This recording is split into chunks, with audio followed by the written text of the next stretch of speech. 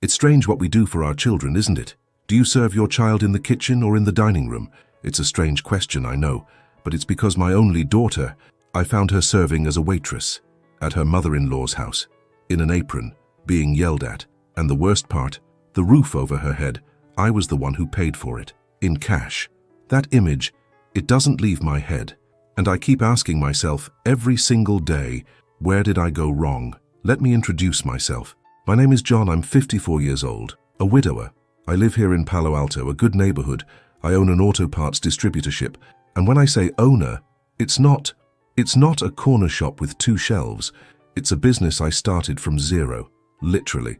In the 90s, I unloaded trucks on my back, myself. I was the driver, the stockist, and the salesman. My late wife, Clara, she held down the fort at home. She was a teacher, and she believed in me. She'd say, "John, you're going to be big." I worked through the night, lost weekends, lost holidays, but I built the business. Today, thanks to God, life is set, stabilized, 2 warehouses, 40 employees. Life is set. But ever since Clara left, it's been 10 years now, a damned cancer. Everything I did, every cent I earned was for my daughter, Beatrice. She's all I have left, you see. She's the spitting image of her mother, and I decided way back that she wouldn't go through a third of the hardships I did. I wanted to give her everything, and I did. A great college education right here in the Bay Area, an exchange program in Europe, Paris. She wanted it. Her father gave it. A brand new car when she got her license. My pride. Seeing her graduate, it was as if Clara was there with me. Then, she grew up. Normal, right? She decided she wanted to have her own life. Dad, I want to live in Santa Monica. That hustle, the beach, new people, me, a foolish father. What did I do? Want to live there, honey? Dad will help. I went with her. We saw about 20 apartments. She fell in love with one. Oceanfront, 3 bedrooms, a luxury. The realtor came with talk about financing. I said, "No, ma'am, it's cash." I paid, on the spot. "Here, honey, start your life." The mistake, see, the first big mistake. I gave her the fish, I gave her the boat, I gave her the ocean. I didn't teach her how to fish. And it was there. She met this guy, Richard, a supposed investor in the financial market. You know the type. Well-tailored suit, a watch that shines brighter than the sun, too much gel in his hair, smooth talker, a line that charms you. They married fast, too fast. 6 months of dating. A whirlwind wedding at one of those chic boutique hotels in Malibu. I, of course, paid for the party. Richard made a speech. He talked about synergy, purpose, building an empire. I looked at that guy, and my stomach turned. He's the type of man who talks a lot but says nothing. Slick. You ask what he does, he answers, "I operate in the market." What market? The farmer's market. I work with grease, with parts, with invoices. His work, it seemed like air. But Beatrice seemed happy. She looked at him with those shining eyes. At least in the beginning, in the photos. She's an adult, right? I couldn't interfere. I had to swallow the investor. But in the last 6 months, things changed. Her voice on the phone. You know when you know your own child's breathing? It wasn't my bee anymore. Her voice was tired, hollow. It sounded like she was reading a script. And then it started. The money. "Dad, can you help me out? Richard is closing a big deal, an investment fund, but a value is tied up, just a small thing. A small thing. $20,000. I sent it. I thought, it's the beginning of their life. The next month, "Dad, the credit card is maxed out, but it's just that Richard had a problem with a client. $30,000. The money for me? The money wasn't the problem. It wasn't. It was the tone of her voice. It sounded coerced. It sounded like someone was next to her listening to the call. I know. I've paid for her whole life. I know when my daughter isn't okay. And the distance. She stopped coming to Palo Alto. She used to come every month. Sacred. Spent the weekend with me. But then she cancelled the first visit. "Oh, Dad, Richard's mom isn't well. I'm going to stay and help." His mother, Elaine. I had never been invited to this woman's house. Beatrice said she was difficult. They lived in the same building. Mine was 1201, which I bought. The mother-in-law in 1401. Okay, 1 visit.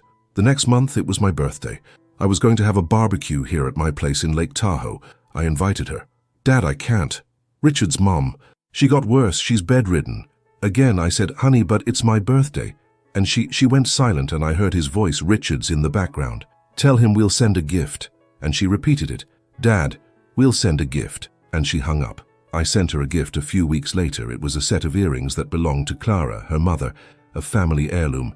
I sent it via FedEx. She thanked me via WhatsApp message. "Thanks, Dad. Beautiful," with a heart emoji. By text, you understand? My daughter, thanking me for her mother's heirloom by text. Then I saw some photos she posted. She was thin, too thin, with dark circles that no makeup could hide. Her arm, skinny. I commented on the photo, "Honey, are you eating right? Dad misses you." 20 minutes later, she deleted the comment. Deleted my comment. That's when I decided to be more direct. "Honey, I miss you. I'm getting in the car and driving to Santa Monica this weekend. We'll have lunch." Her reaction was a panic. "No, Dad, don't come. For God's sake, everything is a mess here. Richard is in meetings all day. Don't come, please." I insisted, "I'll stay in a hotel, honey. I just want to give you a hug." And she cried, "Dad, please, not now. I'll call you next week and we'll set something up, please." And I backed down. I thought, she's married. It's her life. Respect it, John. But that ate me up inside. And look, I know there are many people going through this. We who are fathers, who are mothers, we become blind. We want to believe that everything is fine. I'm telling this long story here for you, and I thank the channel for giving me this space, because I needed a slap in the face to wake up, and the slap hurt. It hurt a lot, and then things got worse. Slowly, but they did. The escalation was subtle at first. It was the veiled disrespect. I'd call Beatrice. She'd take a long time to answer. When she did, she'd speak quietly. "Is everything okay, honey?" And she, "Yes, Dad, busy, I'll call you later." And she'd hang up. I'd send a message. Richard would reply from her phone. "Hey, Pop, B's in the shower. All good here." But it wasn't the way she wrote. He used too many emojis. My daughter hates emojis. She's direct, like me. It was him, impersonating her, that already put me on edge. Then there was the episode with the photo, which I mentioned. Her deleting my comment, it was like a slap. She was hiding me. Or he was making her hide me. Then, I couldn't take it. This was about 2 weeks before the end. I got in my truck, the F-150, and drove to Santa Monica.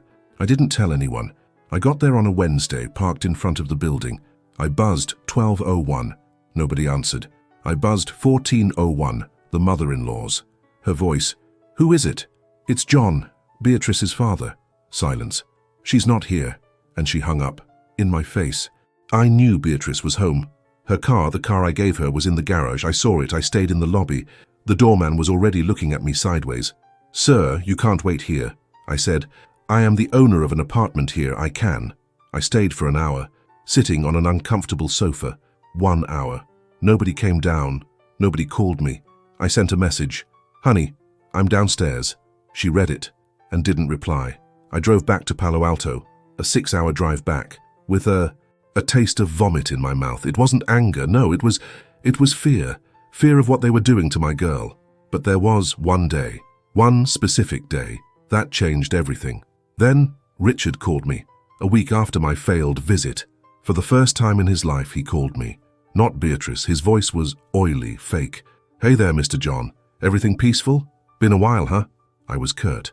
"What is it, Richard?" He continued with a little laugh. "Look, Beatrice is missing you.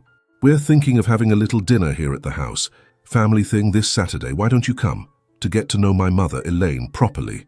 Set the record straight." My spine chilled. Set the record straight. What was that supposed to mean? And Beatrice would never let him call me to make an invitation like that. She knows I can't stand him. I knew it was a lie. It was a trap. Something was very wrong. "Of course, Richard." "What time?" He gave a little laugh. "Great. 7 o'clock. But come straight up to 1401, my mom's apartment. We'll see you then." He thought I was an idiot, and in truth, I had been. Until that moment. I decided to go, but I decided to go my way. I'm not an idiot. I built a business. I know how to read people, and I knew they saw me as some country bumpkin from NorCal, an old man, the ATM. They didn't know the real size of my company. Beatrice knew, but I think she never told them, or they never believed it. To Richard, I was just the owner of a little shop of auto parts. A manager, maybe. I'm not a man for flash, you see.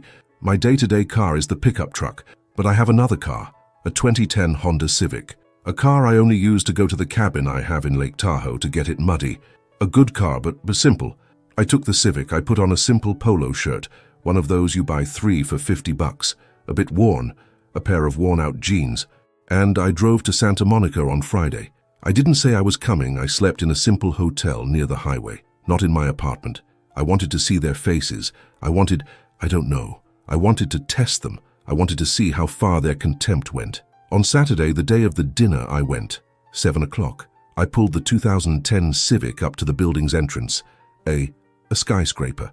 Only big shots cars in the garage. Mercedes, BMW, Porsche, and my little Civic. The doorman looked at my car, looked at me, and already started shaking his head. "Can I help you?" "Good evening, I'm John, Beatrice's father from 1201. I'm here for dinner at 1401. The doorman, of course, stopped me. "You're not on the list, sir. I'll have to call." I said calmly, "Call up 1401. Elaine, tell her Beatrice's father has arrived." He buzzed, and the audio from the reception leaked a bit. I heard the woman's voice. "Elaine, her father, tonight, with that car, that old Civic out front. No, it can't be. Hold on." It took a while. It took about 5 minutes, me standing there, on my feet, outside the car. Then, who comes down? Richard. When he laid eyes on me, leaning against the little Civic, his face soured. He didn't even try to hide the contempt. The oily smile vanished. "Mr. John? I thought you were coming tomorrow," I said calmly. "I misunderstood. I came for the dinner." He looked me up and down. My polo shirt, my shoes. "Right, let's go up. But come through the back. The main elevator it's complicated." Through the back, the service elevator. I went, in silence. The elevator smelled like cleaning products. He didn't ask about the trip, didn't ask about anything, just kept messing with his phone. His mother's apartment, a luxury, exaggerated gold, too many mirrors, white sofa, the kind of stuff from people trying to show what they don't have. The mother-in-law, Elaine, a woman with a face like she'd sucked a lemon full of Botox, looked me up and down, as if I were an animal, a rat that came in through the door. "John, right?" She didn't even extend her hand. "Sit there, in the kitchen. Beatrice is finishing some things." In the kitchen, not the living room. There were people in the living room. Cousins, uncles, I don't know. Laughing, drinking, and me, to the kitchen. I went to the kitchen, and I saw it. I saw her, my daughter, Beatrice, the girl I raised to be a princess, the girl who studied abroad in Paris, my daughter, in an apron, a dirty apron, stained with sauce, washing a pile of dishes, alone. Her hair, which was always impeccable, tied up messily with a pencil. The dinner was for their family. I heard the voices in the living room. My daughter, she was the waitress for the party. She saw me standing in the kitchen doorway. She froze. The plate slipped from her hand and broke in the sink. "Dad?" Her voice was a thread, a whisper. Before she could come hug me, before I could move a muscle, the mother-in-law yelled from the living room, "Elaine, Beatrice, what about the pâté? You didn't make the blessed pâté I asked for?" "Beatrice," she lowered her head, like a dog being scolded, and she answered quietly, I forgot, Mrs. Elaine, and the woman, in front of everyone, loudly, for me to hear, for the whole room to hear. Incompetent, you're not good for anything. Lucky my son, who is a saint, puts up with you. Otherwise you'd be in the gutter just like that father of yours. Silence. No one in the room said anything. Richard, right next to his mother, arms crossed, a little smirk on his face. And that's when I saw it on Richard's wrist, a watch, a Rolex, a steel and gold Submariner, a model I knew, a watch that I knew cost at minimum $40,000-$50,000. The money I had sent last month to help with the investment. The money that was for my daughter's health wish was on his wrist. My blood boiled. No, boiled is too little. My blood vanished. I went white. My hand trembled, but I breathed deeply. I went to Beatrice. She was crying, silently, that mute cry of someone who is used to being hit. "Dad, forgive me. Please, don't do anything." I took off her apron. I said, "No, I'm the one who asks your forgiveness, honey. Get your purse. We're leaving." Then the circus caught fire. The mother-in-law came screaming, "Where do you think you're going with her? She has obligations, the dishes, who's going to finish?" Richard tried to grab me by the arm. "Calm down, Pop, she's just nervous. It's PMS, you don't understand. Don't make a scene." I looked him firm, looked him right in the eye. "I'm not your pop, and get your hand off me."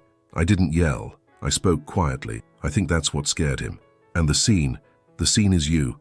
Enjoy the watch. He turned pale. He understood. I left with Beatrice by the hand, left those two talking to themselves. In the elevator, the main one this time, she was trembling so much she couldn't press the button. In the car, in my little Civic, she collapsed. A cry that came from the bottom of her soul, a cry of shame, of relief. I just drove, went to the hotel I was staying at, and while she cried, I remembered. You know what went through my head? Her mother, Clara, in the hospital, in her last week. She was weak, her hand was cold, and she held my hand, and she said, "John, take care of our girl. Don't let anyone hurt her." And I promised. I swore to her that I would take care, and she told me one more thing. Promise me, John. Promise she will be strong, not just happy, strong. And I failed. I failed miserably. I was so busy giving things, giving an apartment, giving a car, giving money, and I forgot to give what mattered. I forgot to teach her to be strong. I remembered when she was a kid, about 7 years old, she fell off her bike here on our street, scraped her whole knee. It bled. She was crying. I went there, cleaned it, and I said, "Get up, honey. Cry what you need to cry, but get up and get on that bike again." And she got on. Where was that girl? What did they do to her? At the hotel, she finally spoke, told me everything. Richard was bankrupt, broke. That investor talk was a lie. He lived off scams. The whole family lived off appearances. The mother-in-law's apartment was rented, and the rent was 3 months late. They were taking the money I sent to pay the minimum, to buy watches, to keep the party going, and they humiliated her every day. They said I was an absent father, a poor man, a little shop manager, and that she had to be grateful for them taking her in, my daughter, grateful for being enslaved. Then her crying turned to anger, and my sadness turned to focus. That's when I realized I wasn't so defenseless. Richard, he's stupid. Besides being a scoundrel, he's stupid. He thought the apartment where they lived, 1201, my apartment, belonged to Beatrice. He thought that in a divorce he'd get half. He was always telling her they were going to sell the apartment to invest. What he didn't know, what nobody knew, is that the apartment wasn't hers. When I bought that property, my lawyer, Mr. Matthews, an old-school guy, tough as nails, advised me. I remember it like it was today. Me in his office signing the paperwork. "Mr. John, are you giving this apartment to Beatrice?" I said, "I am, Mr. Matthews. A gift." And he said, "No, you're not. You are going to put it in your name, and you will give her a right of occupancy. If one day she marries some slick guy, the property is yours. It's not hers. It doesn't go into a divorce settlement. It doesn't go into anything." I thought it was overkill at the time, but I trust Matthews. I did it. I was suspicious. I saw the way Richard looked at my watch at the wedding. It wasn't with admiration, it was with calculation. The apartment, valued today at $2.5 million in Santa Monica, oceanfront, in my name, John, and I had only given her the right to use it. Richard didn't know that. He thought his father-in-law was a nobody from Palo Alto. He never bothered to check the property deed. They thought I had a little shop. They didn't know about the 50,000 square foot warehouse, the 40 employees, my settled life. They underestimated the country boy, and that was it. I decided to move, but silently. We slept at the hotel. Sunday morning, I put Beatrice in the car and drove back to Palo Alto. Her phone didn't stop. Richard, the mother-in-law, messages, calls. She looked at the phone in terror. I said, "Turn it off. Give it to me." I took her phone and turned it off. The drive back was silent. She slept from exhaustion. And I planned. Every step. Monday, 8 in the morning. I wasn't angry. I was focused. I was cold. I called Mr. Matthews. "Good morning. I need 2 things. Urgent. First, cancel the right of occupancy for the Santa Monica apartment. Second, a contested divorce for Beatrice." Mr. Matthews didn't even blink. "Took you long enough, Mr. John. I knew that kid was no good. Send me the details." While he prepared the paperwork, I went to the bank with Beatrice. "Honey, you told me he made you sign some papers. Loans." She, ashamed. "Yes, Dad. We went to check. The manager has known me for 20 years. He pulled it up. Almost $80,000 in personal loans in her name. Loans that he took and spent. What did I do? I sat down with the manager. "Let's pay this off. Now." But Mr. John, the interest, pay it, all of it. In 10 minutes I paid it, cleared her name. There, honey, you don't owe anything. And I kept the receipts. This isn't debt, Beatrice, this is evidence. It didn't take long, he found out. Tuesday, 9 in the morning. Mr. Matthews is efficient. The process server didn't knock on apartment 1201. He knocked on 1401, where Richard was, probably complaining about life with his mommy. I can imagine the scene. Elaine in a silk robe, drinking coffee. The server knocks. The notification was simple. The right of occupancy, granted by John, was cancelled. The owner, John, requested the 1201 property back. They had 24 hours to vacate. 24 hours. Imagine the scene. The guy thinking he was going to pull off the scam of a lifetime, that he'd get half of an almost $2.5 million apartment, and he discovers that he was living on a favor. In the house of the father-in-law he humiliated. Richard's phone exploded. Mine, Beatrice's. I didn't answer. I let it go to voicemail. He left. I think 15 messages, one after the other. The tone started to change. The first was anger.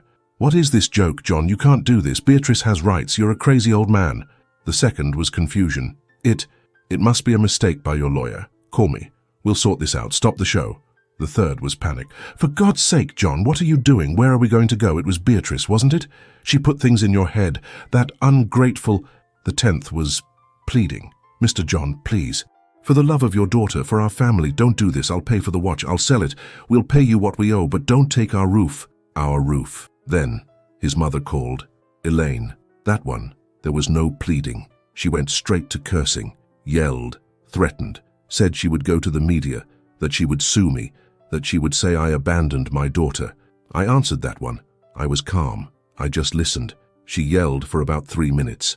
When she stopped to breathe, I just said, Mrs. Elaine, you have 23 hours and 40 minutes. If you're in the media, I'll give them the bank statements for the $80,000 your son stole and the photos of my daughter serving as a waitress in your house. It's up to you. And I hung up. And then the time came, the moment he would have to face Beatrice. He started texting her. Love, I love you. Don't let your father destroy our life. I did everything for you. You're going to regret this, you bitch. The change. From love to hate in 3 messages. And then he called. I was right next to her. She was shaking. Dad, don't make me answer. I said, answer, honey. Put it on speaker. But don't say anything. Let him talk. She answered. His voice came out, desperate. B, love. Thank God. You have to stop your father. He's crazy. He's kicking us out of the house. You have to talk to him. Tell him we love each other. Love, talk to me. Beatrice looked at me, her eyes full of tears. But she didn't falter. She stayed silent. He got more desperate. Love, talk to me. Say you love me. We'll get through this. We'll go to another city. Start over. I'll get a job. I thought, now he gets a job. Now, he continued. It's the money, isn't it? It's your stingy father. He can't stand to see you happy. He wants to control you. He always has. He was attacking. Talk to me. Say you're not his puppet. Say something, Beatrice. Beatrice looked at me, took a deep breath. I saw my 7-year-old girl with the scraped knee get up, and she spoke, calm, cold. Richard? His voice changed. Yes, love, I'm here. And she said, I'm not your B, and you have 20 hours. Get out. And she hit the red button. She hung up, in his face. I didn't cry, but my eyes welled up. I have never been so proud of her. We blocked them both, on everything, and that's how it stood. He lost. They left. The doorman called me the next day, at noon. Mr. John, they left at 2 in the morning. With 3 suitcases, they took an Uber. They didn't even take the fancy car that Richard said was his. It was probably leased and the bank had already taken it. What happened to them? Mr. Matthews was relentless. The divorce went through. And the fraud lawsuit for the $80,000 is ongoing. He'll have to pay, even if it's selling used shirts. I heard from a supplier of mine down there that they went back to the little town they came from, somewhere in the Midwest, a small town where everyone knows everyone else's business, and Santa Monica, it's a small pond. In a week, the real story, was in every coffee shop. The investor who lived off his father-in-law, Elaine, who played the part of a high society woman, went back to her mother's house. It was over. The apartment, I put it up for sale. That same week, sold it. Fast. I even lost some money in the rush. It didn't matter. It was dirty money. It was a place with bad memories. Today, looking back, Beatrice moved back to Palo Alto, of course. She's living with me in her old room. She's in therapy. It was hard at first, a lot of guilt. How did I not see it, Dad? How was I so stupid? And I told her, you weren't stupid, honey. You were good. You believed in people. The mistake wasn't yours. The mistake was mine. For not preparing you for the world. Today she's working with me in the management of the distributorship, and I'll tell you, she's tough, fair but tough. She's not John's daughter anymore. She's Ms. Beatrice. She's putting that place in order, and I at 54 am learning to be a father again, a father to an adult, not a child. I'm learning that giving everything to a child isn't giving them the key to an apartment. It's giving them the key to themselves. It's teaching them to lock the door on those who don't deserve to come in. Today we have dinner together every Friday, at my house, at the dining room table. She cooks because she wants to, not because someone tells her to. And that, my friends, that right there, that is priceless. Thank you for listening. I know the story was long, but I needed to tell it. Pay attention to your kids. Pay attention to the tone of their voice. Sometimes their silence is screaming for help. Leave your comment down below, tell your story, and subscribe to the channel. It helps us continue. Take care.